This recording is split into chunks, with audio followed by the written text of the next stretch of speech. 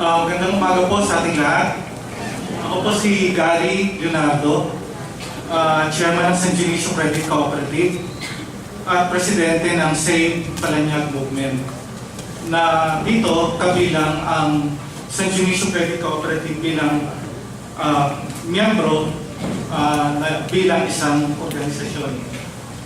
So, nais ko pong ihain ang posisyon ng Save PARAÑAQUE Movement at para po wala akong ma-miss ay kung ipahintulot ninyo ay nais kong basahin na lamang ang aming position paper. Just by way of introducing our group, Save PARAñAQUE Movement or SPM has been formed upon the initiative of the concerned residents of Parañaque, specifically in the light of various reclamation proposals affecting Manila Bay, from which Parañaque has not been spared. To reiterate what we had indicated in an earlier letter to Honorable Mayor Edwin L. Olivares, dated December 3, 2013, and elaborated on in a meeting with him on January 17, 2014, our group essentially purports to help achieve the following. First, that our local government unit, or LGU, be able to remedy the current flooding woes of the community as priority now, with emphasis on now, and thus consequently relegate reclamation to the back burner for the time being. Kung maaari po sana, i-address muna natin ang pagbaha sa ating lugar bago natin ikonsidera ang anumang proposal hinggil sa reclamation. Second, that a truly comprehensive technical and scientific study of the reclamation be conducted while the flooding problem is being acted on, with the representation of all key stakeholders. Again, with emphasis on all key stakeholders in the conduct of the study, notably the residents or their representatives. Siguro naman po, dapat lamang nakasama talaga ang mga residente kasi tayo ang pinaka-maapektuhan dito. And third, that any action of the LGU pertaining to reclamation in particular shall follow lawful processes which should be transparent and meaningful and with emphasis on genuine public consultation. We're happy to note, tulad ng sinabi ni Atty. Ding, that this is being looked upon as a very transparent exercise that we are all going through. At ito po ay talagang ikinatutuwa po nating lahat. The recent devastation brought about by Typhoon Yolanda all the more cast doubts and fears about the possible adverse effects that reclamation may bring to the city. There is clearly an urgent need to address the anxiety that besets the minds of the concerned residents of Parañaque as to what the proposed reclamation in Parañaque will bring about. We strongly feel that even before any talks about the proposed reclamation be entertained at all, a comprehensive analysis should first be made on the possible effects of the following. Nabanggit po ito kanina ng gentleman from SM Land, pero papasadahan ko na rin po para sa kaalaman nating lahat. Unang-una, yung ground subsidence. Ano pong ibig sabihin nito? Land subsidence from excess groundwater use is reckoned to have accumulated to more than 1.4 meters over the past 20 years and is expected to worsen flooding as well as susceptibility to tidal incursions. It is further reckoned that a 1 meter elevation ng sea above the ground level stretches 10 to 20 kilometers inland. Lalo na po kung sana mali ang pagkaintindi ko sa sinabi ng taga-SM na ang tinitingnan nilang ground level ng proposed reclamation area is mga 3.5 meters, diba? So how much more? How much worse? Diba? Hindi ako technical, pero siguro mamaya during the open forum, the gentleman from SM can elaborate on that. Pangalawa, storm surge. With normal sea elevation of 1 meter above ground level, already expected to extend to 2 to 20 kilometers inward into the city, then how much more should there be, then how much more worse should there be when there are storm surges in the likes of Typhoon Yolanda? How much worse would the floods be? At pangatlo po ay yung epekto ng liquefaction. As we gathered, reclaimed areas are expected to be more loose, less dense, and thus tend to liquefy faster. Kumbaga sa mas buhaghag, hindi siya compact, di ba? So ang isa pong worry namin ay yung vulnerability to tidal incursions, flooding, and worst of all, earthquakes, which may be far greater in these reclaimed areas. Kung buhaghag ang lupa at hindi masyadong ma-address ang tibay ng kinatitirikan ng mga buildings, baka lang we may be more vulnerable to earthquakes and flooding. So how comprehensive and how exhaustive are the studies that have been done in this regard? Kaya po namin tinatanong to because we have not been party at all except for this consultation. Up to what extent have this been shared with third-party technical experts? Have any of the residents been involved in the conduct of such technical studies, if at all? There are other clarifications we seek, such as, but not limited to the following.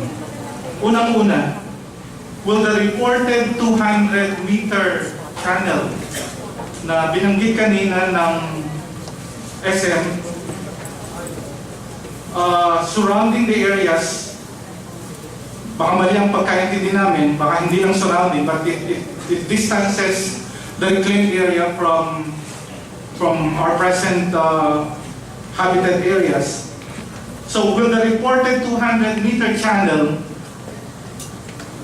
surrounding the areas to be reclaimed be adequate to arrest the disastrous effects of the above-cited phenomena?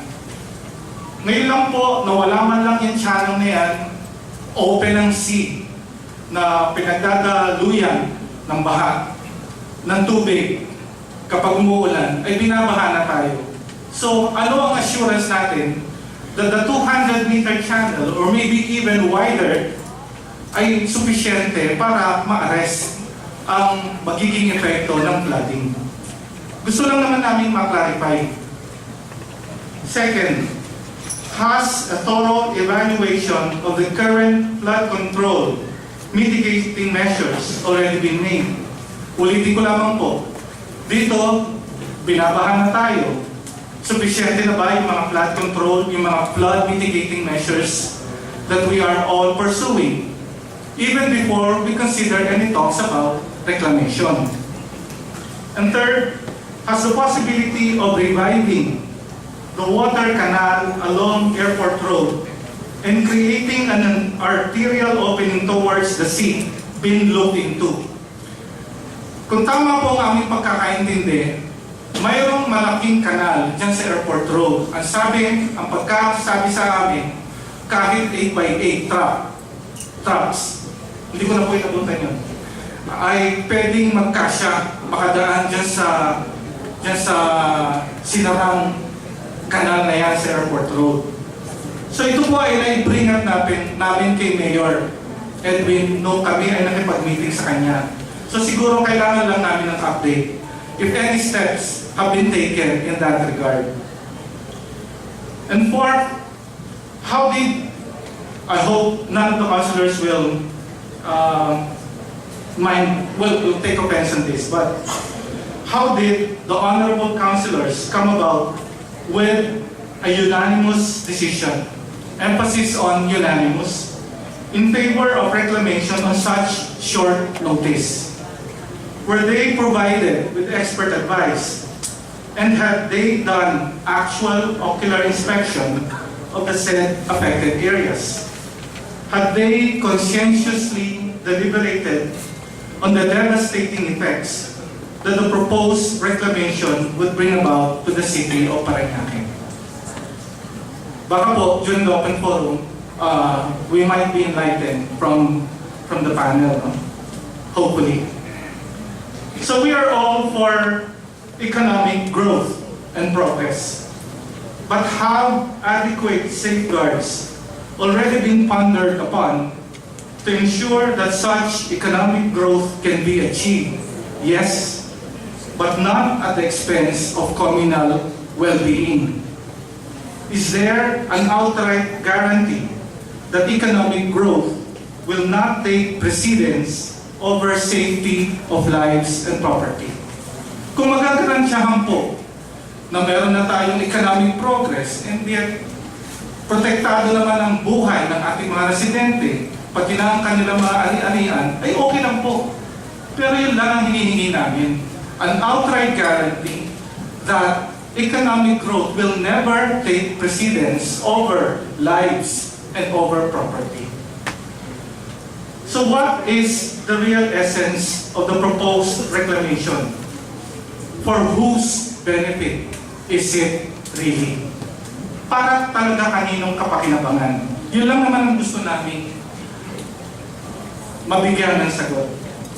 So thus, we reiterate our stand that first, the proposed reclamation should be stopped until such time that a thorough, comprehensive, and exhaustive study shall have been completed and presented to all stakeholders, particularly to the residents of Parañaque.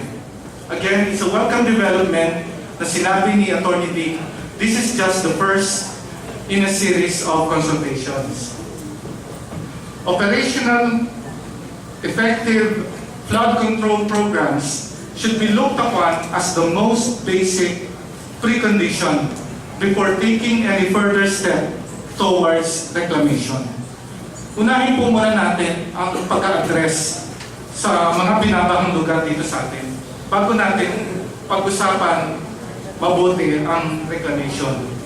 Second, that there be not just genuine consultation, but more importantly, again, I'll emphasize this, genuine participation. It's not just a matter of consulting with us every now and then. Mas maganda sana kung as we all go through the process, may participation yung mga stakeholders, particularly the residents of Parañaque in all phases of the study that will be required to assess the viability of the proposal in all dimensions. Again, with emphasis on all dimensions, not just economic. A truly scientific, participatory, and transparent study on the likely effects of reclamation, with emphasis on the environment and people's lives and property. Third, the genuine transparency we observe all throughout. There should be actual/truthful reporting of the results of the study in phased, genuine consultations. Sa iba-ibang phases po, maganda sana kung merong consultation. Again, with emphasis on the plurality of consultations to be conducted.